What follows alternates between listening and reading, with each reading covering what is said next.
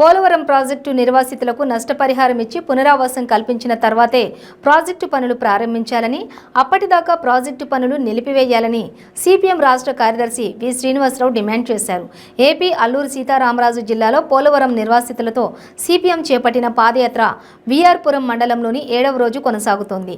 పోలవరం నిర్వాసితులకు పునరావాసం కల్పించిన తర్వాతే ప్రాజెక్టు పనులు పూర్తి చేస్తామని చెప్పిన ముఖ్యమంత్రి జగన్మోహన్ రెడ్డి ఇంతవరకు ముంపు మండలాల్లోని నిర్వాసితులకు నష్టపరిహారం ఇవ్వలేదని అన్నారు. గతేడాది వచ్చిన వరదలతో కూనవరం, విఆర్పురం, ఎట్టపాక, చింతూరు, వేలేరుపాడు, కూకునూరు మండలాల్లోని అనేక గ్రామాలు ప్రజలు సర్వం కోల్పోయారని, సర్వం కోల్పోయిన వారికి ఆంధ్రప్రదేశ్ రాష్ట్ర ప్రభుత్వం ఇంతవరకు ఎలాంటి సహాయం అందించలేదని అన్నారు. మళ్లీ వర్షాకాలం మొదలై వరదలు సమీపిస్తున్నప్పటికీ ఆంధ్రప్రదేశ్ రాష్ట్రం ముంపు మండలాల ప్రజలకు నష్టపరిహారం ఇవ్వకుండా జాప్యం చేస్తోందని తెలిపారు. ఈ నెల 20 నుంచి ప్రారంభమైన పాదయాత్ర 7వ రోజు విఆర్పురం మండలంలోని ధర్మతాళ్లగూడెం, రేకపల్లి, రాజుపేట గ్రామాల్లో కొనసాగుతుందని అన్నారు. 18 రోజుల పాటు జూలై 4 వరకు 400 కిలోమీటర్లు విజయవాడ వరకు ఈ పాదయాత్ర సాగుతుందని తెలిపారు. ఈ పాదయాత్రలో పోలవరం నిర్వాసితులు, గ్రామాల ప్రజలు ముందుకొచ్చి పాదయాత్రలో పాల్గొంటున్నారని, పెద్ద ఎత్తున ఈ పోరాటం సాగుతుందని తెలిపారు. ఇప్పటికైనా రాష్ట్ర ముఖ్యమంత్రి జగన్మోహన్ రెడ్డి పోలవరం నిర్వాసిత గ్రామాలకు వెంటనే నష్టపరిహారం ఇచ్చి పునరావాసం కల్పించిన తర్వాతే పనులు కొనసాగించాలని డిమాండ్ చేశారు.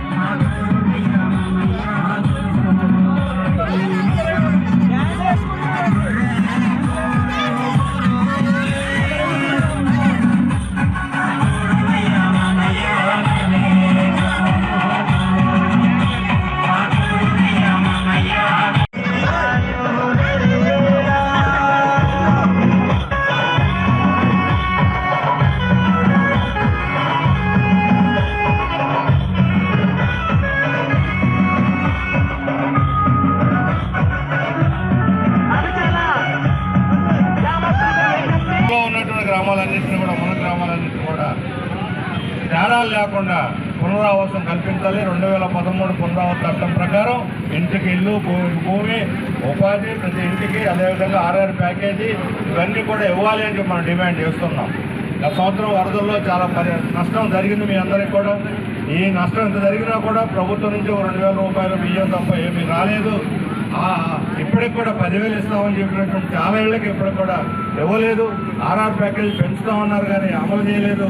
కాబట్టి ఈ ప్రాంతం మునగ ప్రాంతం కింద కూడా మొదటి దశలోనే దాన్ని గుర్తించి పూర్తి స్థాయిలో పునరావాసం కల్పించాలని డిమాండ్ చేస్తూ మన పాదయాత్ర సాగుతూ ఉన్నది. దీనికి స్వాగతం చెప్పినటువంటి పెద్దలకు, మహిళలకు, బలుగూడెం వాస్తవ్యులందరూ కూడా ధన్యవాదాలు చెబుతూ 4వ తేదీ వరకు ఈ యాత్ర సాగుతుంది. 4వ తేదీ లోపల ప్రభుత్వం నుంచి వచ్చే స్పందనను బట్టి 4వ తేదీన మనం అక్కడ అందరూ వచ్చిన వాళ్ళందరూ కూడా కూర్చొని ఒక కార్యాచరణ రూపొందించుకొని భవిష్యత్తులో పోరాటాన్ని కొనసాగించాలి. మన హక్కులను సాధించుకున్న దాకా, పునరావాసం పూర్తి స్థాయి ప్యాకేజీ వచ్చిన దాకా మనం ఈ పోరాటాన్ని కొనసాగించాలని మీ అందరూ కూడా విజ్ఞప్తి చేస్తూ మీ స్వాగతానికి ధన్యవాదాలు తెలియజేస్తూ సెలవు తీసుకుంటున్నాను.